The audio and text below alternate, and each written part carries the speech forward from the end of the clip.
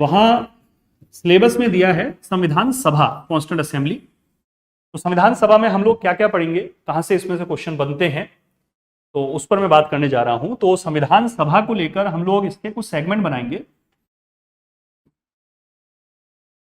ये मैंने 3 line draw कर दी हैं, आप लोग भी इसी प्रकार से बना लें। संविधान सभा, कॉन्स्टिट्यूंट असेंबली, मैं इंग्लिश में भी वर्डिंग बोलता जाऊंगा, जो लोग इंग्लिश मीडियम के हैं तो वो जो इंग्लिश की टर्मोलॉजी है उन पर विशेष रूप से ध्यान दें। हिंदी मीडियम वाले जो विद्यार्थी हैं उनसे मेरा आग्रह रहेगा कि कॉन्स्टिट्यूशन वाला जो पार्ट है इसमें एक बेसिक, एक आधारभूत जो अंग्रेजी भाषा है उसकी समझ हमको होनी चाहिए। वो क्यों मैं ऐसा कह रहा हूं, मैं आने वाले समय में बताऊंगा, इसको प्रमाण के साथ बताऊंगा। हिंदी में रहेगी क्लास, लेकिन कुछ मेन जो टर्मोलॉजी हैं वो इंग्लिश में भी हम लोग बात करेंगे। तो संविधान सभा, कॉन्स्टिट्यूंट जो असेंबली है उसके 3 सेगमेंट मैंने कर दिए हैं। इसका जो पहला सेगमेंट हम अगर बात करें तो संविधान सभा की मांग का ऐतिहासिक परिदृश्य, ठीक है, इसको मैं अभी सरल भाषा में बोल देता हूं। हम कह सकते हैं कि संविधान सभा की मांग का जो इतिहास है, संविधान सभा की मांग का ऐतिहासिक परिदृश्य। बिल्कुल कंसंट्रेशन के साथ बने रहें आप लोग।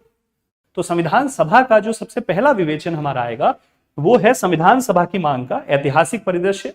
इसका जो हिस्टोरिकल बैकग्राउंड है, देखिए क्या है कि हमारा जो फ्रीडम मूवमेंट है, राष्ट्रीय आंदोलन, उस राष्ट्रीय आंदोलन का एक बड़ा पार्ट है भारत का संवैधानिक सुधार अधिनियम का पार्ट, जिसमें हम लोग 1773 के रेगुलेटिंग एक्ट से वहां शुरू किया करते हैं और 1935 के भारत शासन अधिनियम तक आते हैं।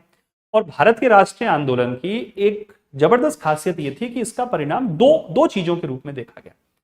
फ्रीडम मूवमेंट का पहला परिणाम तो हम मानते हैं, भारत को आजादी मिली, भारत आजाद हुआ, 15 अगस्त 1947 को हम लोग आजाद हुए। और जो दूसरा महत्वपूर्ण परिणाम आया वो था भारत की एक अपनी संविधान सभा हो, भारतीय लोग उस संविधान सभा के मेंबर हों और संविधान का निर्माण हम भारतीय स्वयं करें, क्योंकि हमारे देश के लिए संविधान का निर्माण हो रहा है। तो क्यों ना हमें ये अधिकार दिया जाए कि हम जो चीजें, जो प्रावधान, जो अनुच्छेद, जो व्यवस्थाएं हमें चाहिए उनका निर्धारण हम स्वयं करें। तो भारत के राष्ट्रीय आंदोलन के 2 सुखद परिणाम रहे। पहला परिणाम भारत को आजादी और दूसरा भारत की एक संविधान सभा का निर्माण। और रोचक बात यह है कि आजादी हमें 1947 में मिली है, लेकिन संविधान सभा का गठन उस आजादी प्राप्त होने के लगभग 8 महीने पहले, यानी दिसंबर 1946 में हम लोगों की यह संविधान सभा बिल्कुल बढ़िया तरह से गठित हो गई थी और इसके अधिवेशन चालू हो गए, जिस पर हम लोग बात करेंगे। तो ये थोड़ा सा हम लोग ध्यान रखें कि जो ऐतिहासिक परिदृश्य है भारत की संविधान सभा का, उस ऐतिहासिक परिदृश्य में हम लोग ये बात करेंगे कि राष्ट्रीय आंदोलन के बीच में ऐसे क्या फैक्टर्स थे, ऐसी क्या चीजें थी जिसके कारण भारतीय लोगों को ये अंतः प्रेरणा हुई, भारतीय लोगों को इंट्यूशन हुआ, भारतीय लोगों ने ये महसूस किया, ये प्लान किया कि एक संविधान हम बनाए। तो हम लोग इसको 1895 का तिलक का जो स्वराज्य विधेयक है वहां से हम लोग इसको शुरू करते हैं। 1922 में गांधी का स्टेटमेंट है, उस पर हम लोग बात करते हैं। 1928 की जो नेहरू कमेटी की रिपोर्ट है उसको हम संदर्भित करते हैं। 1930 से 32 तक जो 3 गोलमेज सम्मेलन हुए ब्रिटेन के द्वारा जो आयोजित हुए, उनका हम संदर्भ लेते हैं, क्योंकि कॉन्स्टिट्यूंट असेंबली की जो डिमांड है, रोचक बात यह है इसमें कि हम तो डिमांड कर ही रहे हैं, ब्रिटिशर्स भी ये दिखा रहे हैं कि हाँ साहब, हम आपको एक बेहतरीन संविधान देना चाहते हैं, लेकिन हम इसको देंगे जब आप इसके लिए कैपेबल हो जाएंगे। ठीक है, तो संविधान सभा की मांग का ऐतिहासिक परिदृश्य इसमें पहले जो मैंने अभी थोड़ी देर पहले कहा कि 2018 में जो चीज थी उसमें 1919 और 1935 का अधिनियम पर्टिकुलर दिया हुआ था, हमें उस पर भी बात करनी होती थी। तो अब चूंकि ये चीज हटा दी है, 1919 और 1935 के अधिनियम को इन्होंने हटा दिया है नए सिलेबस में, लेकिन फिर जैसा मैंने कहा कि संवैधानिक सुधार की जो यात्रा है, जब तक आप उसके बारे में प्रारंभिक समझ डेवलप नहीं करेंगे, आगे की जो यात्रा है उसमें थोड़ा दिक्कत आती है। तो जैसे ही हम लोग इस पे कल जब इसके नोट्स वगैरह हम लोग बनाना शुरू करेंगे तो हल्का सा जो विवेचन है वो संवैधानिक सुधार की यात्रा का भी होना प्रासंगिक है। ठीक है, दूसरी जो बात है, इसका पहला सेगमेंट तो ये हो गया, उम्मीद करता हूं नोट कर लिया होगा आप लोगों ने, भारत का ऐतिहासिक परिदृश्य। तो कमेंट कर रहे हैं काफी दिनों बाद आपका ज्ञान प्राप्त करने का अवसर मिला। सेकंड जो हम बात करेंगे इसमें, वो बात है संविधान सभा का निर्माण।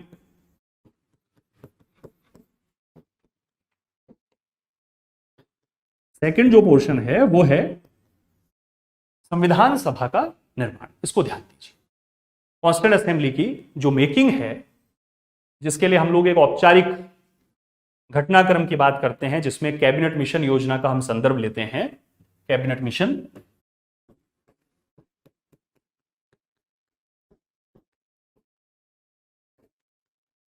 यदि पिछले पेपर्स आप लोग देखें तो मैं इसलिए कह रहा हूं कि पॉलिटी में हमें थोड़ा सा चीजों को ध्यान रखना पड़ेगा।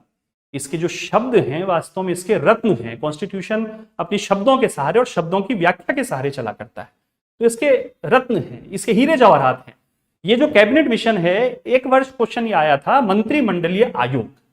तो बहुत सारे विद्यार्थी जो जानते थे कैबिनेट मिशन के बारे में, प्रारंभिक चीज होती है उसके बारे में जानना ही चाहिए, लेकिन चूंकि उसका विशुद्ध हिंदी रूपांतरण दे दिया मंत्रिमंडल आयोग, तो बहुत सारे विद्यार्थी आते हुए इस चीज को नहीं कर पाए। तो उन चीजों से हमें ध्यान करना पड़ेगा, बचना पड़ेगा, चूंकि वर्षों का अनुभव है हम लोगों के पास। तो मैं साथ साथ ये भी चीजें बताता रहता हूँ कि किस प्रकार से क्वेश्चन आ रहे हैं, किस प्रकार से उनका पैटर्न चेंज हो रहा है, प्री में किस प्रकार के आ रहे हैं, मेंस में किस प्रकार के आ रहे हैं। और पहले भी मैं अभी आते बोल चुका हूं कि लगभग 250 पौने 300 पेजेस के जो मेरे क्लास नोट्स होते हैं अब तक का 2013, 16 और 18 का, ईश्वर की कृपा से ये एक रिकॉर्ड रहा है कि 90 to 95% क्वेश्चन पॉलिटी के, भारतीय संविधान राज्य व्यवस्था और राजस्थान की राजनीतिक और प्रशासनिक व्यवस्था मेरे क्लास नोट्स में से लाइन टू लाइन मिल जाते हैं।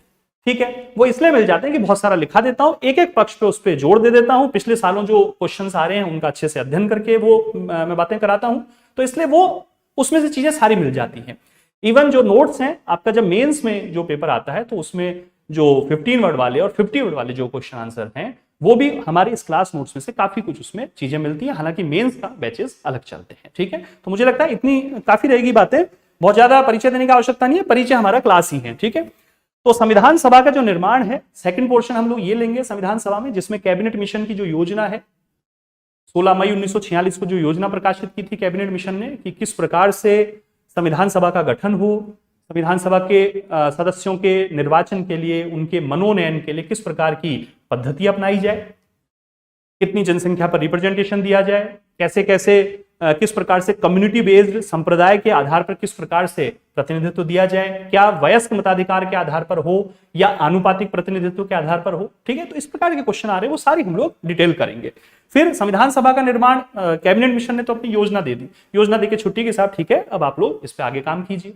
तो क्या हम लोगों ने कैबिनेट मिशन की जो योजना थी उसको उसी रूप में ग्रहण किया, उसी प्रकार से इलेक्शन हुए, क्या उसी प्रकार से इसका गठन हुआ, और यदि किसी प्रकार की कोई डिफरेंसेस आए तो वो डिफरेंसेस क्यों आए। तो इन सारी बातों पे मैं चर्चा करूंगा संविधान सभा का जो ये पोर्शन है। तीसरा जो सेगमेंट हम लोग लेते हैं संविधान सभा का, मैं यही लिख देता हूं या मैं इसका एक पेज चेंज कर देता हूं आगे। संविधान सभा का जो तीसरा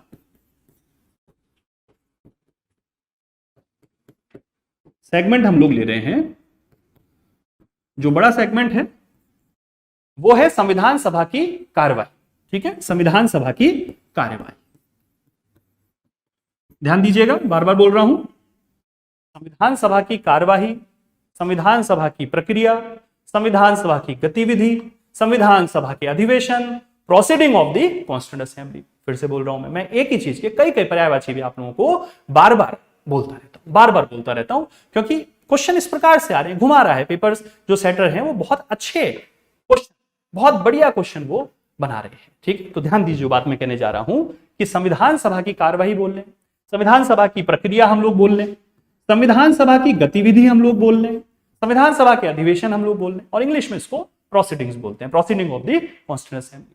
9 दिसंबर 1946 से ये स्टार्ट हो गया था कार्यक्रम, और 26 नवंबर 1949 तक इसको इन्होंने बनाया, और लास्ट में कुछ चीजें जो बच गई थी वो 24 जनवरी 1950 को इन्होंने बना के दे दी। तो जो 12 अधिवेशन हुए, इनमें संविधान सभा का आउटपुट निकल कर आया है ना। आप समझिए, जैसे मैंने कहा कि 70-75 घंटे भारतीय संविधान और राज्य व्यवस्था पे मैं आप लोगों के साथ हूं, अभी महीना 1.5 महीने क्लासेस हैं, तो इसका आउटपुट जो निकल कर आएगा है ना, क्लास के समापन जब होगा तो आउटपुट निकल कर आएगा। आउटपुट क्या आएगा, वो 200, 250, 250 पेजेस के नोट्स, और संविधान और राज्य व्यवस्था को लेकर एक समझ आप लोगों की डेवलप होगी, जो आप लोगों के इस एग्जाम में, आरएस प्री में, और इसका काफी पोर्शन मेंस में भी आप लोगों का कवर हो जाएगा।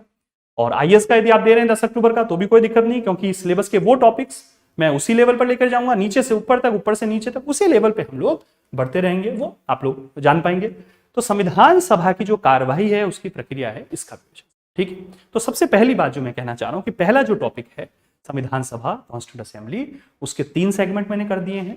सबसे पहले संविधान सभा की ऐतिहासिक मांग, पिछली वाली स्लाइड पे मैंने लिखा था संविधान सभा की ऐतिहासिक मांग या संविधान सभा की मांग का ऐतिहासिक परिदृश्य। Historical background. राष्ट्रीय आंदोलन में संविधान सभा की मांग कहां से प्रस्तुत हुई, कैसे प्रस्तुत हुई, उसके भी पीछे फैक्टर्स क्या थे। दूसरा चीज, संविधान सभा का निर्माण। तो संविधान सभा का जो निर्माण है वो निर्माण कैबिनेट मिशन की योजना से हुआ। उस योजना की क्या खासियत थी, उस योजना में क्या कमियां थी, उस योजना का मूल्यांकन। क्योंकि शुरू में कांग्रेस भी स्वीकार कर रही है, शुरू में मुस्लिम लीग भी स्वीकार कर रही है, लेकिन जब चुनाव के रिजल्ट आते हैं तो मुस्लिम लीग कहती है साहब हमें मंजूर नहीं है, वो बहिष्कार कर देते हैं, ठीक है, और सीधी कार्रवाई दिवस मना लेते हैं। तो ये क्या हुआ, ऐसा क्या हुआ, क्या चीजें हुई, वो सारी गणना हम लोग करेंगे, ठीक है, आप निश्चिंत रहिएगा। तो संविधान सभा की निर्माण की हमने बात, और तीसरी बात है संविधान सभा की प्रक्रिया कि किस तरह से संविधान सभा के अधिवेशन हुए, संविधान सभा किस प्रकार से आगे बढ़ी, किस प्रकार से अध्यक्षता उसमें हुई, किस प्रकार से नियम निर्धारित हुए, किस प्रकार से समितियां गठित हुई, किस प्रकार से फंडामेंटल राइट्स आए, किस प्रकार से जो हमारा यूनियन को लेकर जो बातें थी, संघ को लेकर जो बातें थी, उनका डिसीजन हुआ, किस तरह से राज्यपाल साहब नियुक्त होना चाहिए, किस प्रकार से राष्ट्रपति जो है वो परोक्ष रूप से निर्वाचित होना चाहिए, आपातकाल के प्रावधान किस प्रकार से आने चाहिए, संविधान संशोधन की प्रणाली कैसे डिसाइड हो। तो इनका एक ब्रीफ जो हमारा पॉइंट होगा एग्जाम को ध्यान रखते हुए उस पर हम लोग बात करेंगे, ठीक है। तो ये पहला सेगमेंट हम लोगों ने बात की।